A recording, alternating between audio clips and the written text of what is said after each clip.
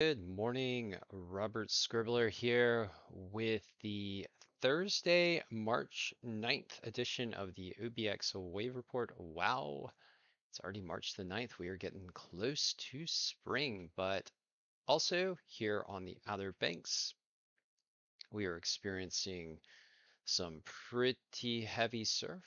We've got a very powerful coastal low offshore in the far offshore. And over the past couple of days, it's been providing us with some strong northerly winds and a pretty big swell. And here's one of the images I captured yesterday from Avalon Pier, showing the churning shore break there, which can be rather large. Avalon's a little bit deeper, so you can get some pretty big shore break there at Avalon. And yesterday, as you can see, was a bit of a mess.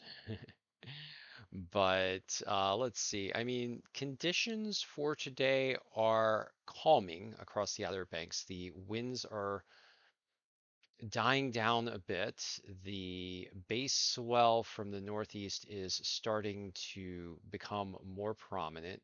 And what we expect to see is that from south to north, the waves are going to be good in a time window from about noon today, starting in Buxton, and then moving northward through noon tomorrow, ending on the northern beaches in Kill Devil Hills and Duck and Corolla. And at Jeanette's Pier here near where I am, we're probably going to see some really good waves in the range of 4 to 6 feet come about dawn tomorrow through noon. So large and probably pretty glassy waves here at Jeanette's Pier in the 4 to 6 foot range from early in the morning till about noon tomorrow. I'm pretty excited. Gonna get out into the water with Kat, hopefully, and another friend, and maybe do some surf instruction and maybe also get some waves. I'll get the GoPro set up for you guys and hopefully get some shots. It'll probably be pretty cool tomorrow, although the wind is dying down, so it shouldn't be too crazy bad, but certainly not a warm day at the beach tomorrow morning. If we're lucky, we'll get temperatures in the upper 40s, maybe lower 50s, but nonetheless, relatively cool day, but those calm conditions shouldn't be too bad. So we're looking ahead to some pretty nice conditions. All right, so I decided to do a little preamble summary for the OBX Wave report. For those of you who want just the little snippet, you can leave now if you wish, but if you do leave, you're going to miss my in-depth wave, weather, and climate analysis as here at the OBX Wave Report. Me, Robert Scribbler, your wave reporter, provides the analysis on all things waves, weather, climate, and beach lifestyle. So let's get into the details. And so, okay, I did talk to you about the big, powerful storm in the North Atlantic, and it's right here just southeast of Newfoundland, south of Greenland, well west of the European continent.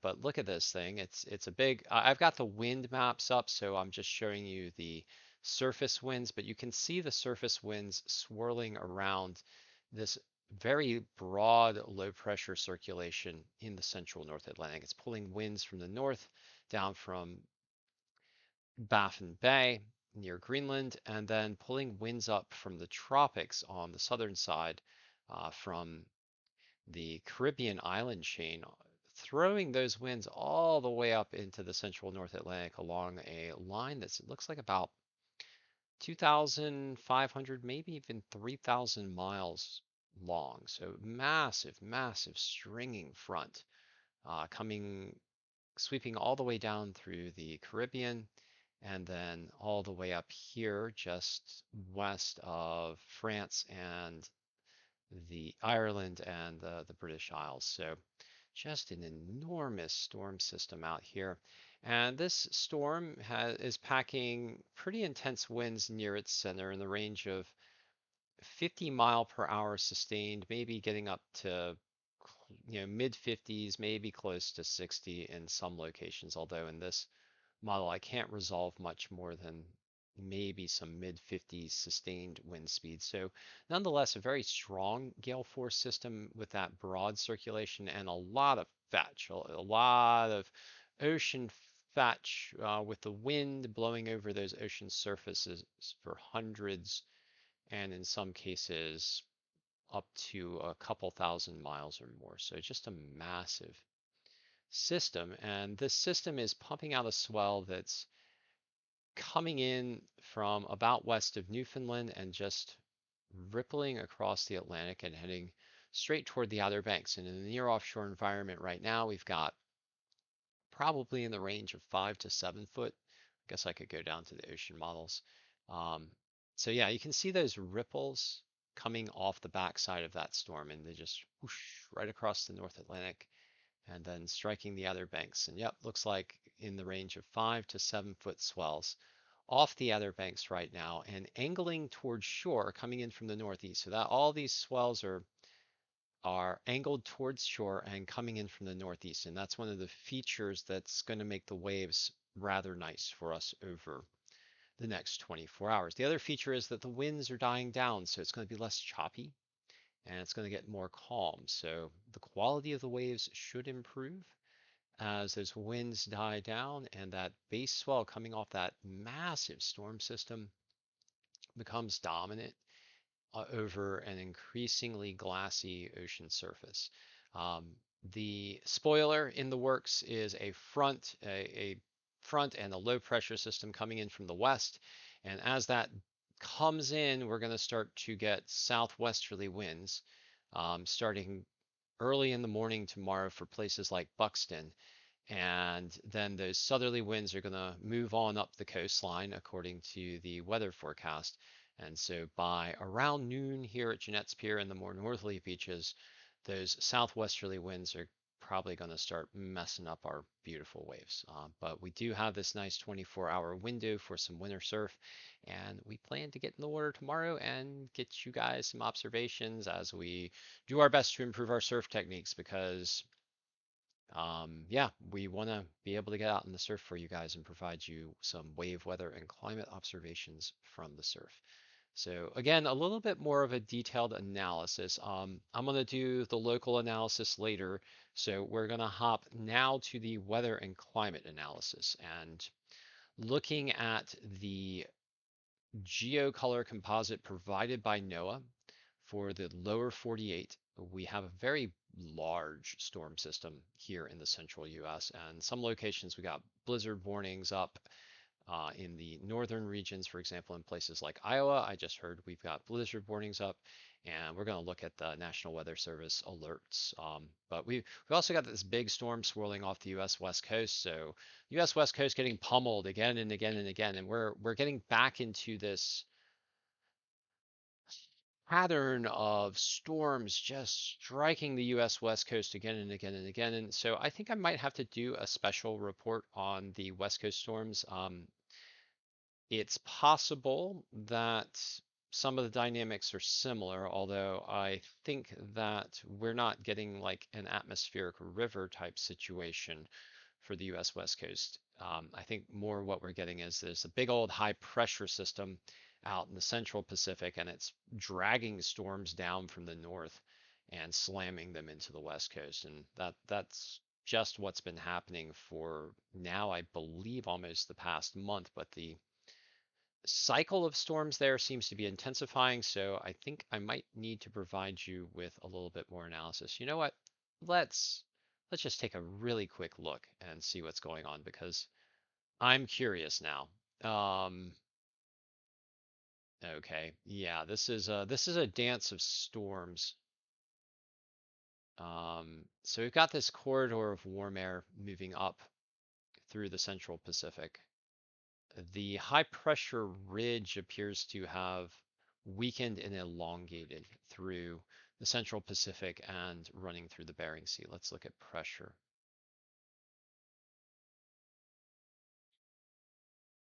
Yep, so the high pressure system, we don't have a blocking high anymore. It looks like the ridge has moved up through the Bering and into the Arctic. Um, and here we have just a big old massive storm system off the US West Coast. A little high pressure system still trying to block Southern California and possibly succeeding a little bit. But what it does look like is happening is there's a bit of a change going on here, which looks like it might intensify the storm track again. And let's look at some other dynamics. Mm, all right, let's go ahead and advance this. I promised I wouldn't, I promised myself I wouldn't do a big thing, but now I'm really curious. Oh my goodness. Okay. Yeah, so this is definitely a change in the pattern.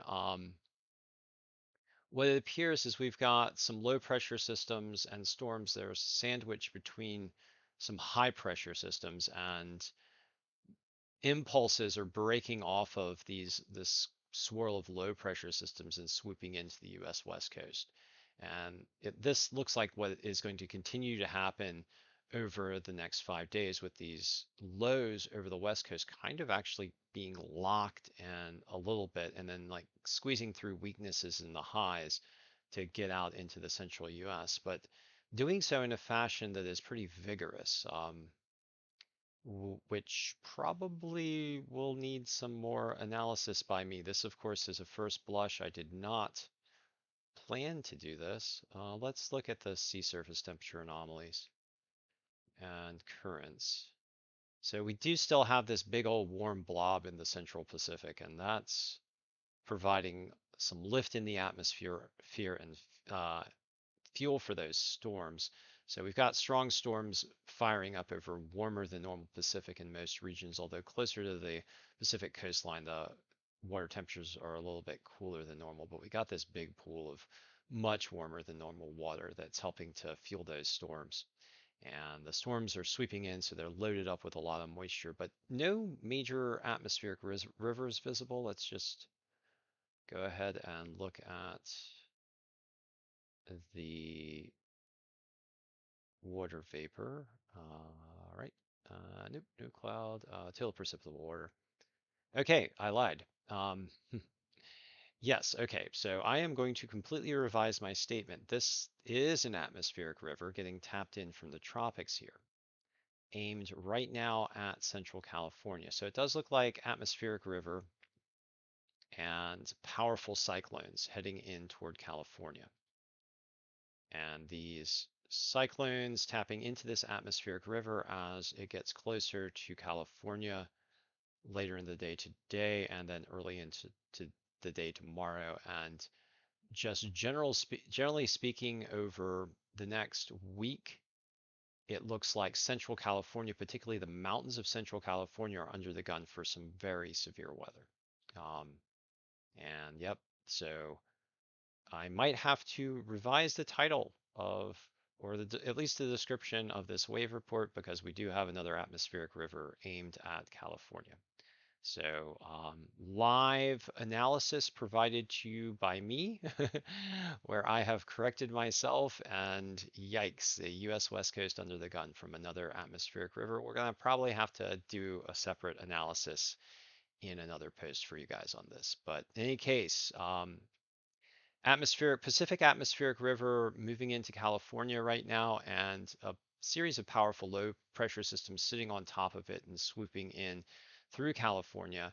A couple of high pressure systems squeezing those lows, and these lows tracking into the US and providing impulse after impulse for the United States. And here on the Outer Banks, we expect to see these series of storms either provide strong frontal systems or strong coastal lows. So we're also looking at some stormy conditions for the Atlantic, as we have tended to see. And looking at the enhanced satellite shot, you can see that stream of moisture and storms moving into the Pacific. You can see that powerful winter storm moving across the Dakotas and into Iowa, particularly. Look at those cold cloud tops over Iowa, indicative of some very intense snows. And then we've also got Arkansas under the gun for some thunderstorms, although I'm not too certain if these are severe as yet, but those cloud tops look pretty bright. So we'll look at the convective analysis. And of course, here on the Outer Banks, things are clearing. Winds still coming out of the north, but those are calming down. And we're seeing the flow off the backside of that storm. You can see the wind flow pushing the clouds overhead as the weather systems dance. And then looking at the National Weather Service radar picture, we've got all these weather alerts up across the west and central US. Got this big swath of precipitation over the central US, and looks like some winter weather alerts for parts of Minnesota, so winter storm warnings. I did hear about a blizzard warning for Iowa, but I don't see them up here, so maybe that already happened. So, yep, doesn't look like those alerts are up here.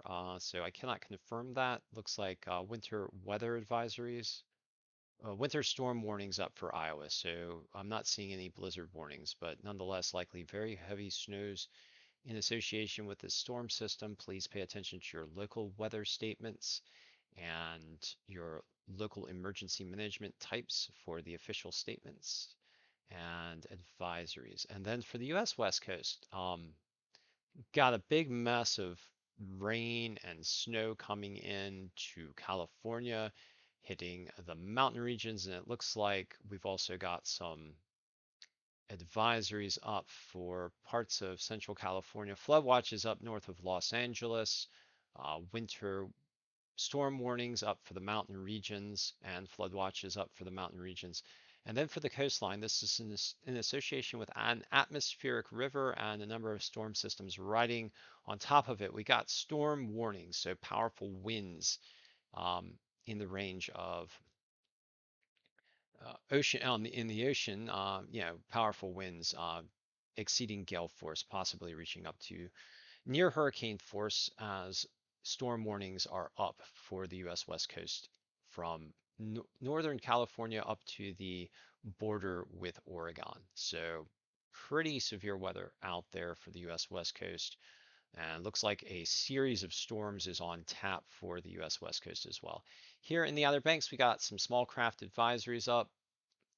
And looks like a little bit to the north, we've got some gale watches up. So as the weather approaches from the west. All right, so we've gone into some major analysis on weather for the lower 48, and apparently this is going to continue because looking at the quantitative prediction forecast, we have very severe precipitation on tap for regions of Central California on northward.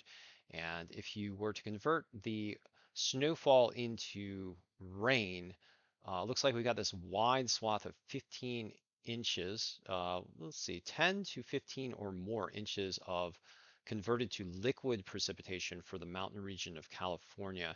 That could translate into multiple feet of snow for this region because most of that area is going to get snow.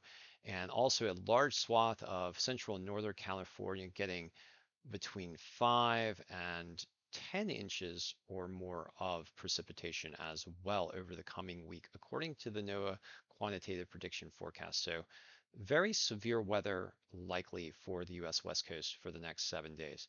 Looking at the central US, it's we're still getting some potential for heavy stuff coming in through east of the Mississippi River Valley, west of the Appalachians, south of Kentucky and Missouri here. And so, but that region is actually looking a little bit lighter than it has recently.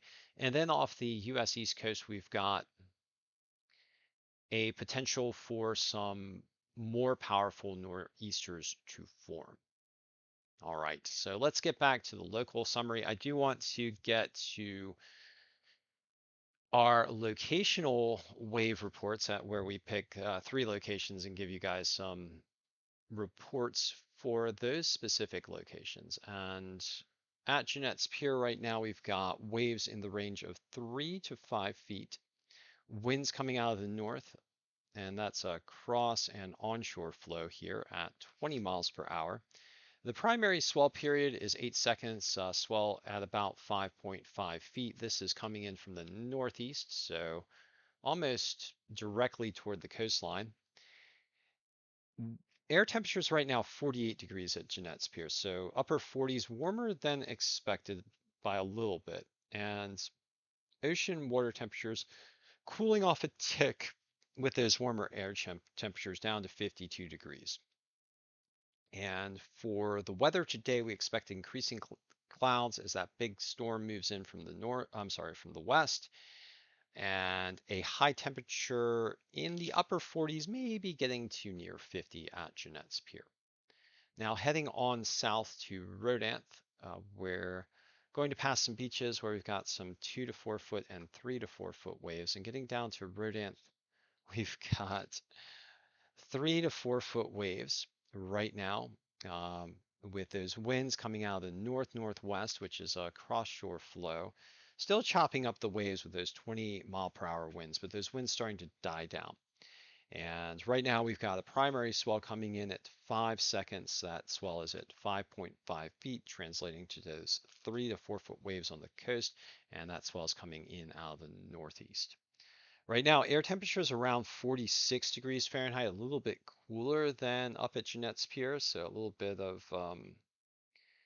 cooling as you head down the coastline here, which is a little odd, but it gets warmer as you get further south into Buxton, so you got some pockets of cooler air, possibly um, just a little pocket of cooler air here. But the ocean water temperatures are 53 degrees, which is a little bit cooler than it has been at Rodanth as well. And for the weather forecast, we have increasing clouds with a high in the upper 40s, maybe getting to around 50 as well. And then heading south to Buxton, we're going to head past Avon and take a look at Buxton right now. And we've got 4 to 5 foot waves reported at Buxton with winds out of the north at 21 miles per hour. That is an offshore and cross-shore flow. The primary swell is also coming in out of the northeast. So primary swell dominating right now, coming from the northeast at 8 seconds. For pretty much all the beaches, that is about a 5.5 foot swell. In the near offshore environment, and then the air temperatures at Buxton a little warmer at 50 degrees. Ocean water temperatures considerably warmer at 61. And we also have a weather prediction for today of increasing clouds and a high of around 50, maybe a little bit warmer down there at Buxton. Okay, so looking at the broader weather situation for the North American continent, we've got this big warm air invasion that is pinching off the cold over Canada. The cold so far has not really pushed as hard or as far south as I thought it might, based on my analysis of the models. And it looks like the trend is for this cold push to be a bit milder than expected. So it is still expected to get cold, um, or be colder than normal for the next week or two for the Outer Banks, but maybe not as cold as previously indicated, with that warm invasion of the Arctic pushing the cold center out onto the continent. But the cold maybe not getting as far south as we previously thought. And nonetheless, the cold juxtaposed with the warm is still helping to spin up some powerful storms, particularly out here in the North Atlantic. And this is a part of the pattern that we've tended to see, especially with those warmer than normal waters over the North Atlantic and the Gulf of Mexico coming into conflict with cold getting pushed across the continent. And for today, we looking at the anomaly maps, we do see much warmer than normal conditions over parts of the Arctic Ocean and the Canadian archipelago, with some of the extreme above average temperatures over Baffin Bay and Greenland starting to subside a little bit. And you can also see this plug of much warmer than normal air rising up over the North American continent, and then that remnant cold pool here in the northwest primarily, and helping to provide extra instability as that atmospheric river slams into those colder than normal temperatures. And that's one of the things that's providing the impetus for the very severe weather that we expect to see for California and possibly parts of the northern tier of the US. All right, so looking at the 8 to 14 day outlook, we do see the 8 to 14 day outlook moderating now with below normal temperatures for most of the US, but not as cold as previously expected, and warmth beginning to build near the Gulf Coast. And it does look like this warmth here near the Gulf Coast will start to fight back as we get beyond the 8 to 14 day time period. And looking at the 8 to 14 day precipitation outlook, we do expect above normal precipitation for the southwest and above normal precipitation for parts of the east. This gives us an indicator where the storms will tend to form, so we'll have to keep a weather eye to that. Now, looking at today's convective outlooks, um, looks like we've got some potential, some marginal potential for severe thunderstorms running from Texas all the way to just west of the Appalachians and the Smokies in North Carolina, getting a little bit into Tennessee. And then for tomorrow, some marginal risk of severe weather for the U.S. Southeast. And then for Saturday, some slight risk of severe weather for parts of Oklahoma, Texas, and looks like Arkansas, particularly at the center of that risk pattern there. All right, now let's go ahead and look at how the weather systems are expected to move across the United States over the coming days.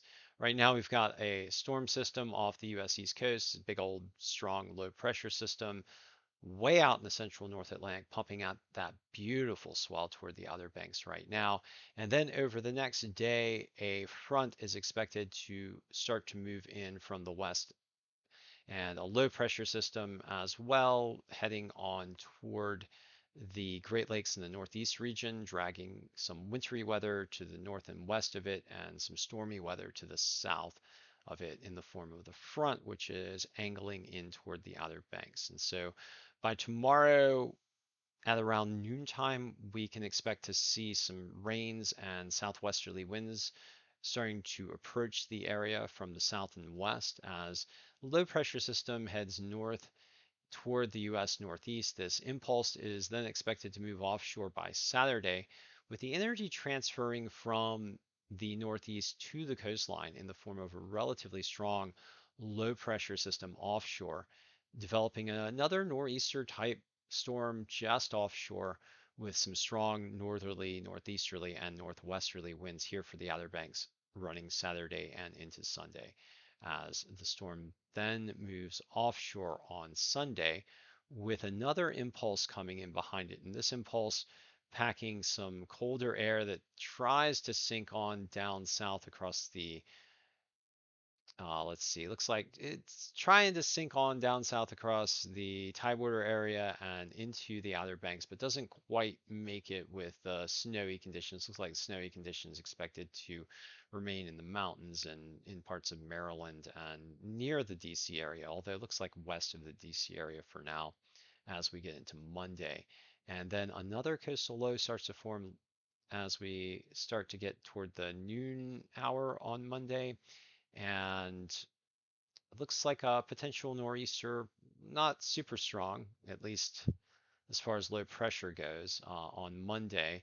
And this nor'easter lingering for a little bit and then heading off toward the northeast, strengthening rapidly as it taps into some of that heat from the Gulf Stream, and then button hooks on in toward the coast of Maine and the Canadian Maritimes near the St. Lawrence as we get into Wednesday, and then heading offshore. And then yet again, we get another front trying to push south with some cold air, but doesn't look like it gets as far south. So or as far south as it was expected in the previous models. And this model only goes through next Thursday, so we're not going to look at a really long model run this OBX wave report, which is fine because we've done a lot of other analysis. All right, so let's go ahead and look at the waves that are expected for the Outer Banks. We're going to do our day-to-day wave forecast as we typically do. And I'm just going to pick a point here off of Oregon Inlet for our swells. And right now we've got swells in the range of about 5.5 to maybe 6 feet in the near offshore environment.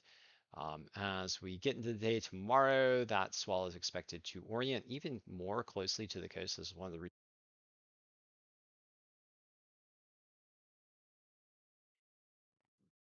this is one of the reasons why I think the waves are going to be really good tomorrow, particularly for places like Jeanette's Pier. It just looks really good. Calm winds. Let's see. Let's go to miles per hour. So yeah, very calm winds near the coastline. This at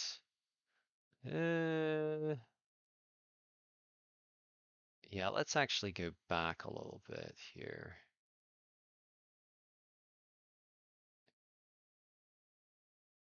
All right, so getting to around noon on the 10th, so Friday, we've got calm winds near the coastline.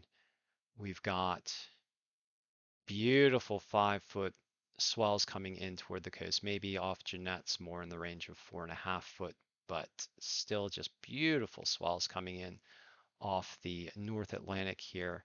And with those calm winds, it's just going to be nice, probably pretty glassy between the 6 a.m. Yeah, look how calm it is in the morning time. So at 7 a.m., 3 mile per hour winds. And getting back to the ocean, 4 foot swells. So likely rather glassy tomorrow morning at around 7 a.m. It's, in my opinion, going to be just a really nice day tomorrow. And then as particularly for Jeanette's Pier, but these calm conditions are going to start about now actually at Buxton and then just move northward and you got that base swell there, so it's just going to be beautiful. And then as we get into the day on Saturday, we get the influence of another coastal low. And see that? Boom, coastal low here off the Delmarva with some strong northwest winds coming in. And then the ocean, of course, gets rougher with a 6 to 7 foot swell here off the Outer Banks. And then into Sunday, we've got that coastal low that just, you know, gets strong as it gets out into the Atlantic. Look at that, providing just a huge wave field here. Not as big as the previous low out here, but still huge for the U.S. East Coast. And then a base swell in the range of 7 to 9 feet on some, let's see, Friday, Saturday, yep, Sunday, into the day on Sunday. Let's look at the winds. You know what? Relatively calm winds here, so Sunday might be a good day as well, particularly as we get later into the day and the low moves offshore. Yeah, it looks like Sunday is going to be a good day. Yeah, with big waves. Wow, look at those waves. Sunday might be the day for filming waves. Because we could have some really huge glassy waves on the backside of this next storm. Wow, look at that off Buxton in the range of about 10 feet.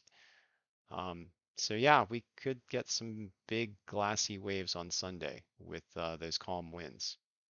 Let's see, let's look at the hour. So yeah, about the noonday hour on Sunday looks like potentially some, yeah, look at that. 4 mile per hour winds, 7 foot swell here off Jeanette's Pier. Swell coming, let's get to waves. Swell coming directly onshore. Wow, look at that. And then similar conditions down at Buxton with near 9.5, maybe a 10 foot swell in the near offshore environment. So Sunday looks like a really good wave day as well. Not sure about air temperatures. It's probably going to be cold. Let's look at that. Yeah, temperatures in the middle to upper 40s, pretty cold, but nonetheless might be tempting. For those of you who are like extraordinarily, nice, well, have some good advanced surfing skills, this might be an amazing day on Sunday, although it might be cold. All right, I am doing all of the analysis today. We are really getting into the nitty gritty. All right, on Sunday, waves look good again on Sunday with we'll say 7 to 10 foot swells in the near offshore environment and calm winds, particularly early in the day on Sunday. And then as we get into Monday, the storm moves off. The swell calms down a little bit, but we looks like we still have a rather big swell on Monday in the range of 6 to 7 feet. Winds coming out of the west and northwest, not quite as calm. So maybe the waves won't be as nice. And looks like we're developing another coastal low here. Let's get to the air. Yeah. Mm, yeah. Another coastal low starting to develop off the Delmarva on Monday, according to the Global Forecast System model. So it could be a little stormy. And then for, do we get into Tuesday? Let's see if we, oh, no, we do not get into Tuesday. Let's go ahead and tease this model out to the end of the day on Monday. And you can start to see the coastal low. This coastal low doesn't look like it's expected to get too crazy strong yet. Yeah, it looks like it becomes, yeah, it button hooks up toward Massachusetts. So, and so with those northwest winds. So not too crazy strong influence on Monday. So the great days look like today through Friday and then into Sunday over the next 5 days. So thank you for joining me for this session of the OBX Wave Report, where we discuss all things waves, weather, climate, and beach lifestyle. And today we got into like a pretty deep weather and wave analysis, a little discussion about climate, but mostly waves and weather here today at the OBX Wave Report. But for our closer, I would like to ask you all to please do everything you can to help speed the transition to clean energy. All coastal regions now in the world are under the gun from the impacts of climate change driven by fossil fuel burning. If you live on the coastline, if you love to visit a coastline, if you enjoy the coastline, and even if you don't realize it, you gain a lot of richness and wealth in your life, both in happiness and the beautiful, wonderful things that our coastlines provide. Human species are a coastal species, and most of us live relatively close to the coast. So if the coast takes heavy impacts from sea level rise and more severe storms, we're all going to feel it. So please do everything you can to help speed the transition to clean energy, help to mass deploy wind, water, solar, and electric vehicles, these being the viable clean energy systems that we have now. And we can do it. We can tamp down our global carbon emission by 50% this decade if we set our minds to it. And we really need to, according to what the scientists are saying.